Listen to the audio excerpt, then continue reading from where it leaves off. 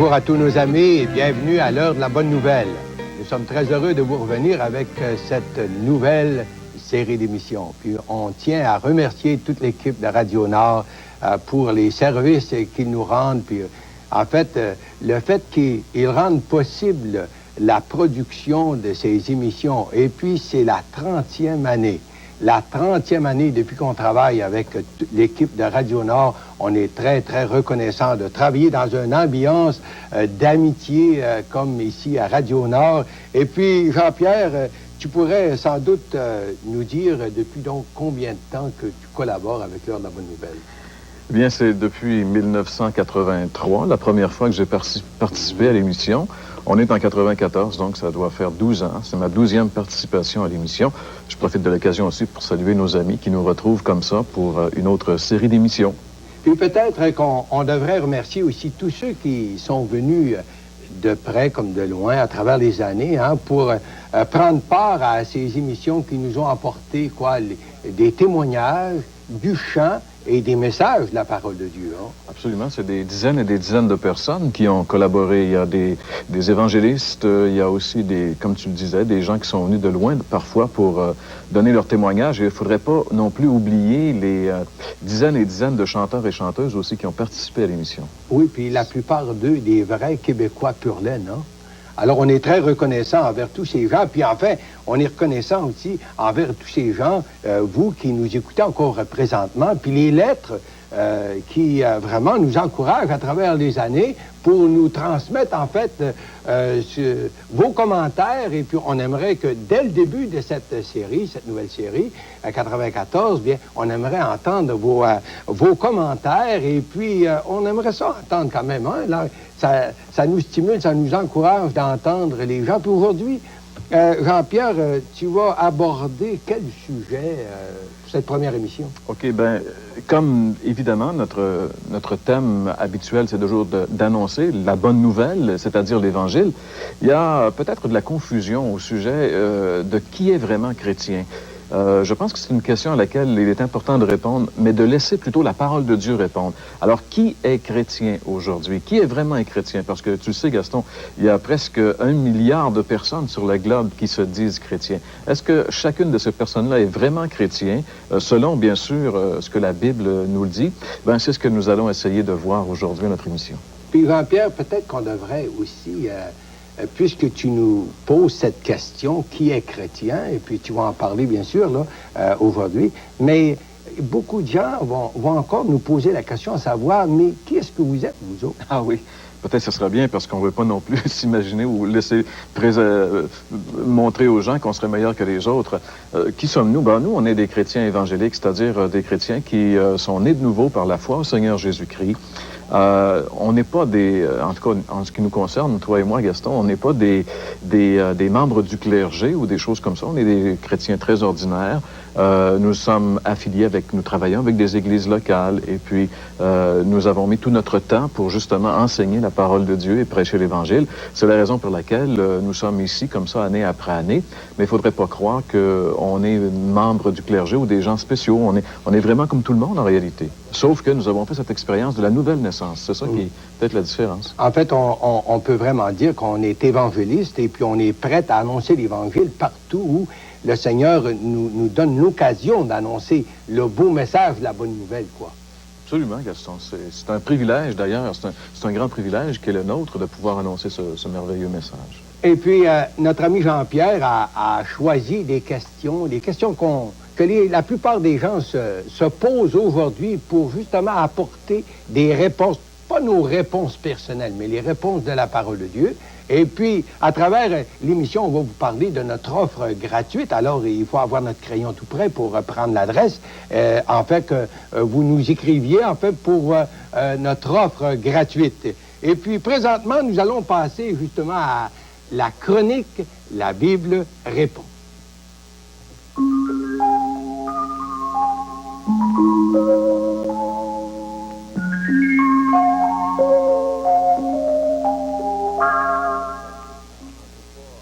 Que penser de l'expression « naître de nouveau » ou encore « nouvelle naissance » ? C'est une expression qu'on n'a pas tellement entendue du côté francophone, mais qu'on entend très souvent du côté anglophone. Certainement que vous avez dû peut-être lire dans une revue ou peut-être entendre aux nouvelles, à la télévision ou à quelque émission que ce soit, l'expression « Christian born again », les chrétiens nés de nouveau. Et on fait une catégorie de chrétiens bien spéciale, ceux qui se disent nés de nouveau. Mais cette expression, d'où vient-elle et que veut-elle dire vraiment? Eh bien, d'abord, c'est une expression vraiment biblique. Elle nous vient de la Bible, elle nous vient de la bouche même du Seigneur Jésus-Christ. Un jour, alors que Jésus enseignait à Jérusalem, il a fait des miracles et les gens étaient vraiment étonnés. Et parmi ceux qui étaient étonnés, il y avait entre autres un homme qui s'appelle Nicodème, qui était un chef des Juifs, un théologien, un homme religieux, un homme respecté dans sa société. Et il est allé voir Jésus la nuit parce que, bien sûr, il ne voulait pas que les gens voient que lui avait aussi des questions à poser. C'était l'homme qui devait normalement tout savoir. Il est allé voir Jésus et Jésus lui a dit ceci, « Nicodème, tu dois naître de nouveau. » Quelle question! Il était perplexe, comme vous et moi, devant cette interrogation. Qu'est-ce que cela voulait dire, naître de nouveau? Et tout le chapitre de l'Évangile selon Jean est consacré justement à la réponse à cette question. Mais si vous le voulez bien, on peut regarder ensemble ce que Jésus, les termes qu'il a utilisés et d'où vient cette expression. Dans l'Évangile selon Jean, au chapitre 3, Jésus dit, en vérité, je te le dis, si un homme ne naît de nouveau, il ne peut voir le royaume de Dieu. » C'est Jésus qui a dit ceci. Si un homme ne naît de nouveau, il ne peut voir le royaume de Dieu. La nouvelle naissance est une vérité fondamentale du christianisme. Malheureusement, nous, au Québec, on n'a jamais été vraiment approchés par cette vérité fondamentale parce que la religion avait oublié cette vérité en faisant un sacrement. On avait pensé que le baptême était la nouvelle naissance. Mais la Bible nous dit que le baptême n'est pas la nouvelle naissance. Et exactement, dans ce chapitre 3, Jésus va expliquer à Nicodème c'est quoi la nouvelle naissance. Pourquoi il faut naître de nouveau et comment naître de nouveau? Il va lui dire il faut naître de nouveau parce qu'un homme qui est né de chair est né de chair, mais s'il n'est pas né de l'esprit, il ne peut entrer dans le royaume de Dieu. Il va lui expliquer que c'est une naissance spirituelle et que l'homme doit naître de l'Esprit de Dieu s'il veut un jour être avec Dieu. Et pour naître de l'Esprit de Dieu, Jésus va dire à Nicodème qu'il faut simplement mettre toute sa confiance en ce que Jésus a fait à la croix. C'est dans ce chapitre 3 qu'on retrouve ce verset merveilleux qui dit « Dieu a tant aimé le monde qu'il a donné son Fils unique afin que quiconque croit en lui ne périsse pas, mais qu'il ait la vie éternelle. » Alors, que penser de l'expression « naître de nouveau », mes chers amis? C'est un ordre de Jésus. Si vous voulez entrer dans le royaume de Dieu, si vous voulez voir le royaume de Dieu, vous devez naître de nouveau en mettant toute votre confiance uniquement et totalement dans la personne et l'œuvre du Seigneur Jésus-Christ. Et maintenant, pour vous parler de notre offre gratuite, encore cette année, on est très heureux, en collaboration avec Messager chrétien, vous offrir un exemplaire de ce calendrier. On l'appelle un calendrier, mais c'est vraiment un recueil de méditation. Et puis, on doit aussi dire que Messager chrétien, c'est eux qui ont la distribution exclusive de ces calendriers. Alors, il y a une page pour chaque jour, c'est un peu comme ceux qu'on a offert l'an passé, puis il faut faire vite parce que en fait, ces recueils ils partent très, très vite. Mais il y a une page pour chaque jour avec un texte de la parole, puis une petite méditation, puis chaque foyer devrait avoir un exemplaire de ce recueil de méditation, ce calendrier. Un jour avec un texte. Et puis, quoi de mieux que de commencer la journée avec un texte de la parole de Dieu. Et cette année, on vous offre le livre, le petit bouquin, Le Christ inconnu, par Gaston Racine. C'est un écrivain du Québec, un évangéliste bien connu. Et puis, il nous présente dans cette petite brochure comment on peut savoir des tas de choses sur la personne du Christ et pourtant pas le connaître personnellement. On vous l'offre à titre gratuit. Puis si vous n'avez pas un exemplaire du Nouveau Testament, la parole de Dieu, en collaboration avec la Société canadienne de la Bible, bien, on nous ferait le plaisir de vous en offrir un exemplaire à titre gratuit. Il ne faut pas oublier l'adresse, l'heure de la bonne nouvelle, caisse postale 1054, J1H 5L3. Et pour revenir à la question d'aujourd'hui, Jean-Pierre, qui est chrétien aujourd'hui? D'où vient le thème que nous avons pour aujourd'hui? Eh bien, Gaston, je ne sais pas si tu connais la revue R&D, cette revue qu'on retrouve là particulièrement, je pense, dans toutes les caisses populaires du Québec. Eh bien, dans l'édition du mois de mars de l'année dernière, c'était justement le thème qui était abordé et qui était développé dans cette revue. Le thème, donc, qui est chrétien aujourd'hui? Il faut dire que la revue R&D a souvent de très bons thèmes, répond souvent à de très, très bonnes questions. Et je pense que cette question, elle était très pertinente. Il faut vraiment se poser honnêtement cette question dans notre société post-chrétienne. Est-ce que tu crois que la revue répondait à cette question d'une manière véridique et objective? Ben, à mon sens, pas vraiment, parce que comme c'est une revue religieuse, en réalité, il fallait s'attendre à ce que la réponse donnée trouve ses racines beaucoup plus dans la tradition religieuse que dans la révélation biblique. Mais quand même, quelques affirmations de la revue démontrent clairement que la conception du christianisme prônée par les auteurs, qui représentent, je pense, la majorité des penseurs du christianisme religieux de notre société, eh bien, les réponses qu'ils donnent, je pense, laissent sous-entendre que c'est un christianisme qui n'est pas vraiment exact avec la révélation biblique. Par exemple, dans le début, dans la première page, on retrouve d'emblée ici le grand titre qui dit « Une question qui fait mal ». Une question qui fait mal. Ça fait quand même un peu spécial, une telle affirmation. C'est assez étonnant venant d'une religion qui, pendant des années, a affirmé avoir le monopole de la vérité, puisqu'on disait « hors de l'Église, point de salut ». Quelques années plus tard, cette même religion fait une revue et dit « ben là, si on se demande qui est chrétien, c'est une question qui nous fait mal ». Ben, je pense que si on dit ça, c'est parce qu'on prévoit que la réponse est assez évidente. À la page 1, toujours de cette même revue, l'expression « ceux qui essaient d'être chrétiens ». On voit ça ici dans un petit carré, « ceux qui essaient d'être chrétiens ». Alors, cette expression trahit, encore une fois, une méconnaissance totale du vrai christianisme. Une telle expression laisse supposer qu'on peut devenir chrétien à force d'effort, ce qui est tout à fait opposé à la révélation biblique qui affirme qu'on devient chrétien uniquement sur la base de la grâce de Dieu et non sur nos propres œuvres. Et ça, j'aimerais que justement on puisse lire un texte qui est très clair là-dessus. Bien sûr, cette vérité, elle est à travers toutes les Écritures. Mais par exemple, il y a un texte noir sur blanc qui le définit. Dans l'Épître aux Éphésiens, l'Épître de Paul aux Éphésiens, au chapitre 2, les versets 8 et 9, on lit ceci. « Car c'est par la grâce que vous êtes sauvés, par le moyen de la foi, et cela ne vient pas de vous. C'est le don de Dieu. Ce n'est point par les œuvres, afin que personne ne se glorifie. » Alors, c'est très clair, et cette affirmation biblique est très, très claire. En réalité, c'est pas par nos œuvres. On peut pas essayer de devenir chrétien en faisant des efforts. La Bible dit que c'est pas comme ça qu'on devient chrétien. Alors, lorsqu'on affirme cela dans la revue, je vois qu'on est sur une fausse piste. On va développer un aspect religieux du christianisme qui va encore fausser la vérité. Une autre affirmation révélatrice de l'article, par exemple, c'est, entre autres, on dit « on ne se presse pas aux portes pour proclamer qu'on est chrétien ». On dit ça dans l'article. Bien, du point de vue biblique, si on ne se presse pas aux portes pour proclamer qu'on est chrétien, c'est tout simplement parce qu'on n'est pas chrétien du tout.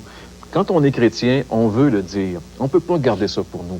D'ailleurs, le Seigneur Jésus a été assez catégorique à cet effet. Dans l'Évangile selon Matthieu, au chapitre 10, entre autres, il a déclaré ceci, et ça c'est étonnant justement. Il a dit « C'est pourquoi quiconque se déclarera publiquement pour moi, je me déclarerai moi aussi pour lui devant mon Père qui est dans les cieux. Mais quiconque me reniera devant les hommes, je le renierai aussi devant mon Père qui est dans les cieux. » Ce sont les paroles même du Seigneur Jésus-Christ. Il dit, celui qui me reniera devant les hommes, je le renierai devant mon Père. Donc le Seigneur s'attend à ce que ceux qui se réclament de lui puissent ouvertement le dire, ne pas garder ça pour eux, justement se presser aux portes pour le dire. Il y a plusieurs autres affirmations de ce genre dans l'article qui démontrent, hors de tout doute, qu'on ne peut pas s'attendre à une bonne réponse à cette bonne question dans cette revue. Donc, Jean-Pierre, à la question qui est chrétien aujourd'hui, la revue R&D ne donne pas vraiment la bonne réponse. Bien, si on part du point de vue religieux, on pourrait dire oui, qu'elle donne une bonne réponse, mais si on se place vraiment du point de vue biblique, je pense qu'on est obligé de dire non, elle ne donne pas une bonne réponse. J'aimerais juste faire une citation ici de l'article. On dit, on imagine les connaître, c'est-à-dire les critères pour devenir chrétien, mais la tradition risque ici de nous induire en erreur. Spontanément, on se dit que pour appartenir au groupe des chrétiens, il faut y entrer. Or, cela se fait par le baptême. On dira donc qu'un chrétien, c'est un baptisé. on constate aussi que les chrétiens font certaines choses à leur façon. Quand ils se marient, ils échangent leur consentement au pied de l'autel. Et quand l'un d'eux vient à mourir, ils lui font des funérailles à l'Église. De là à conclure qu'un chrétien, c'est quelqu'un qui a été baptisé ou qui s'est marié à l'Église et qui veut avoir des funérailles religieuses, il n'y a qu'un pas. Et je pense que une expression comme celle-là nous démontre justement que on est complètement faussé dans notre compréhension du christianisme. Est-ce qu'on devrait conclure, Jean-Pierre, que les auteurs de l'article étaient de mauvaise foi? Ah, ça, je le crois pas, Gaston. Je pense que les gens qui ont écrit cet article-là, qui ont écrit l'article de la revue, je crois que c'est des gens qui étaient intègres, à mon sens. Je crois pas qu'ils étaient de mauvaise foi. Et même, j'ai l'impression que ça doit être assez difficile pour eux d'accepter de se mettre face à soi-même comme ils l'ont fait. Ils ont quand même été, je pense, assez honnêtes pour regarder en face la situation. Et cela les a amenés à effleurer la bonne réponse à leur interrogation. Par exemple, toujours à la page 2, on dit ceci, comme quoi ce n'est pas la pratique religieuse qui est première dans le christianisme. Ce qui est premier, ce qui change tout, c'est de croire que Jésus est celui qui dit la vérité sur l'homme. L'auteur de l'article a été assez honnête au point d'aborder de front l'erreur fondamentale de la religion qui fait du christianisme, justement, une religion. Et je pourrais vous citer encore, bien sûr, beaucoup d'autres choses qui seraient intéressantes, mais je pense que le temps est quand même assez comprimé aujourd'hui à l'émission. Mais ceux qui voudraient aller plus loin, vous pourrez toujours vous procurer l'article et vérifier. On a vu que la religion ne peut donner qu'une mauvaise réponse à cette question. Mais selon la Bible, qui est chrétien aujourd'hui? Bien là, on va justement laisser la Bible répondre à la question. Selon la Bible, un chrétien, c'est quelqu'un qui est devenu une personne complètement nouvelle par la foi en Jésus. C'est de cette façon que le Nouveau Testament nous présente le vrai christianisme. Par exemple, quand Jésus a rencontré un des hommes les plus religieux de son époque, il lui a fait une déclaration vraiment étonnante. Dans l'Évangile selon Jean, au chapitre 3 et au verset 3, nous lisons cette déclaration de Jésus. Il dit, en vérité, je te le dis, si un homme ne naît de nouveau, il ne peut voir le royaume de Dieu. Cette affirmation, le Seigneur Jésus-Christ l'a fait à un homme qui s'appelait Nicodème. Cet homme était vraiment un homme important en Israël. Et malgré ses connaissances théologiques, malgré son rang social honorable, toutes ses bonnes œuvres religieuses, malgré tout cela, il était en dehors du royaume de Dieu. Et Jésus, cette nuit-là, lui a révélé le secret pour y entrer. Naître de nouveau. Devenir quelqu'un de nouveau par la foi en lui.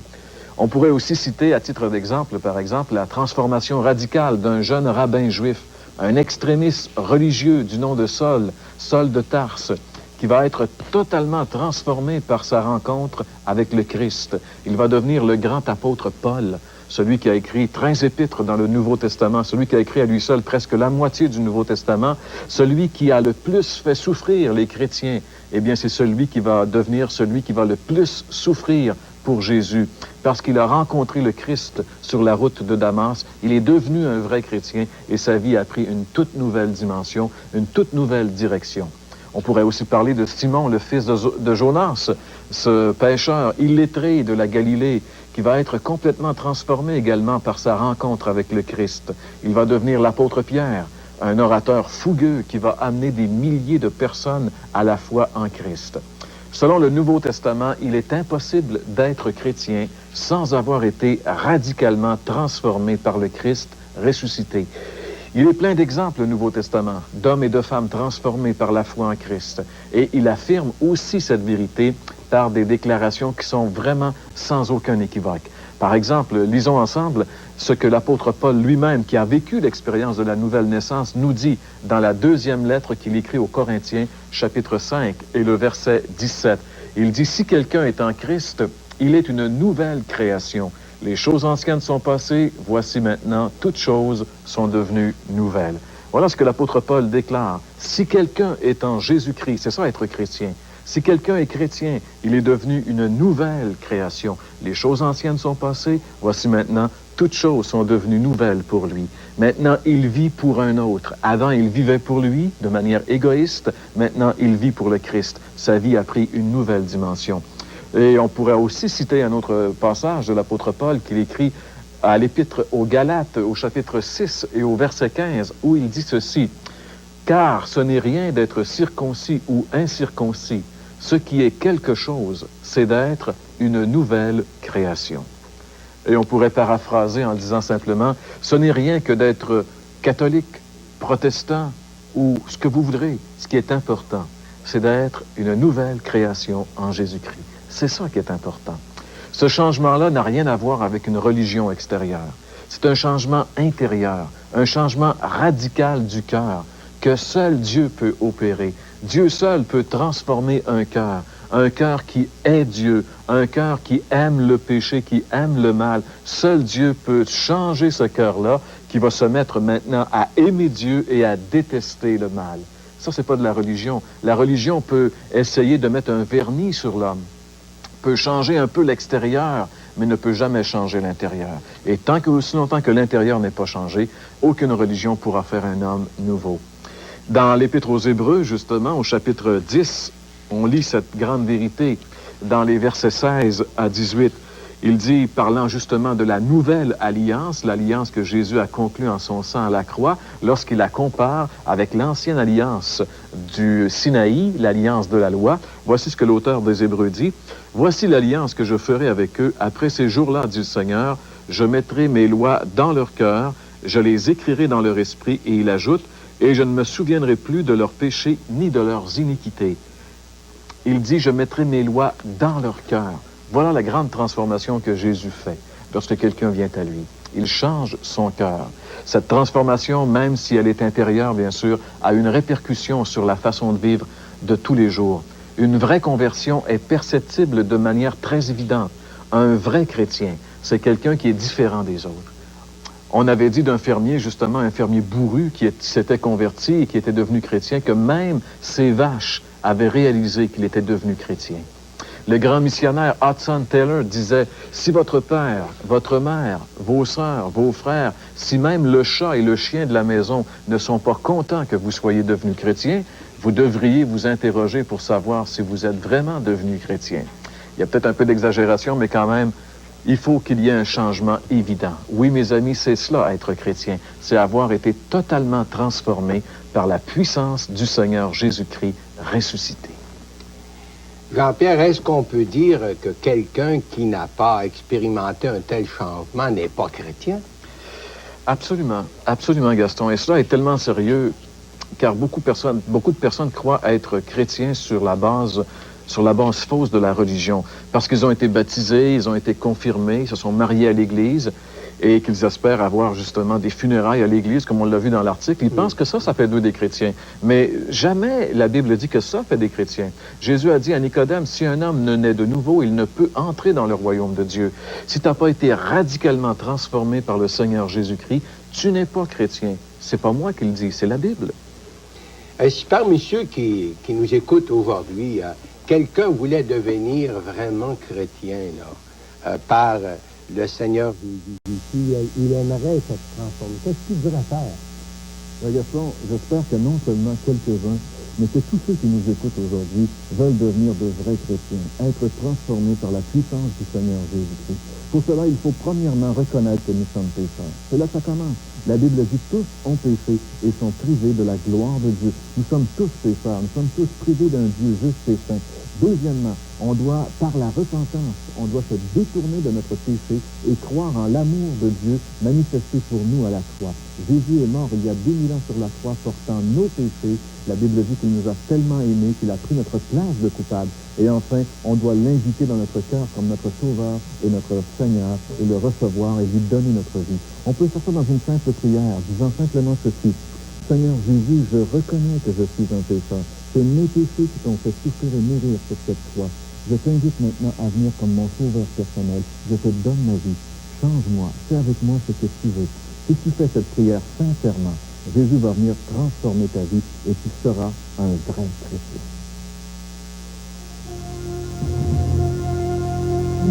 Majesté, à lui la majesté. À Jésus, soit louange, honneur et gloire. Majesté, suprême autorité, qui revêt Dieu, son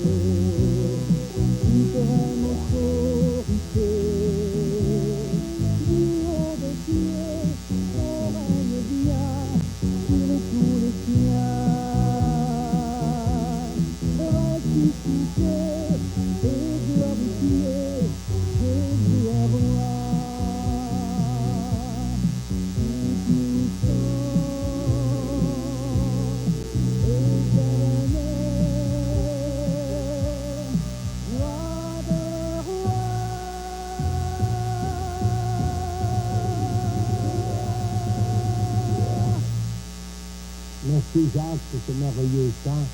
Oui, c'est bien lui, Jésus, celui qui est la majesté, le seul qui peut opérer ce miracle de nouvelle naissance dans la vie de tous ceux qui sont prêts à l'accueillir. Et nous avons entendu de notre ami Jean-Pierre comment Paul, cet homme religieux, a dû rencontrer le Christ et c'est Jésus qui a transformé toute sa vie. Je pense justement à une des paroles qu'il avait citées dans l'Épître aux Colossiens. Dieu a voulu faire connaître la glorieuse richesse de ce mystère parmi les païens, savoir Christ en vous, l'espérance de la gloire. Et c'est ça la vie chrétienne. C'est Christ en nous, l'espérance de la gloire. Et plus tard, il dira encore dans l'Épître aux Galates, si je vis, ce n'est plus moi qui vis, c'est Christ qui vit en moi. Cher ami, pour vraiment vivre cette vérité, il faut d'abord accepter Jésus. Il faut venir à lui tel qu'on est. Et puis, justement, lui ouvrir son cœur et l'inviter comme sauveur personnel. Alors, cher ami, pourquoi pas le faire aujourd'hui? Invitez Jésus dans votre vie. L'inviter comme votre Seigneur, comme le Maître, le Sauveur. Mais que le Seigneur vous donne la grâce de le faire. D'ici à la semaine prochaine, que le Seigneur vous bénisse abondamment. Pour recevoir gratuitement la documentation annoncée dans cette émission, écrivez à l'heure de la bonne nouvelle, case postale 1054, Sherbrooke, Québec, J1H 5L3. Nous répétons, case postale 1054, Sherbrooke, Québec, J1H 5L3.